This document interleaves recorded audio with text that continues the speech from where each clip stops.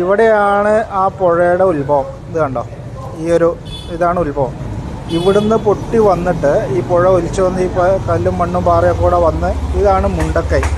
കേട്ടോ, മുണ്ടക്കൈ എന്ന് പറയുന്ന സ്ഥലത്ത് ഈ കാണുന്ന വീടുകളും ഈ പുഴയോട് ചേർന്ന് ഈ കാണുന്ന വീടുകൾ അതൊക്കെ അതിൽ ഒലിച്ചു പോയി. ഇവിടെ കണ്ടോ, ഈ പുഴയോട് ചേർന്ന് എത്ര വീടുകളാണുള്ളത്. ഇതെല്ലാം പോയി നേരെ വന്ന് ഇതാണിപ്പോൾ നമ്മൾ ന്യൂസിൽ കണ്ടുകൊണ്ടിരിക്കുന്ന സ്കൂള്, ആ മരം, ഇതൊക്കെ. ഇതിൽ ഈ ക്രോസായിട്ട് കാണുന്ന ഈ ബിൽഡിംഗ് മാത്രമാണ് ഇപ്പോൾ അവിടെ നിലനിൽക്കുന്നത്. ബാക്കി ഇവിടെ ഇത് മൊത്തം പോന്നു.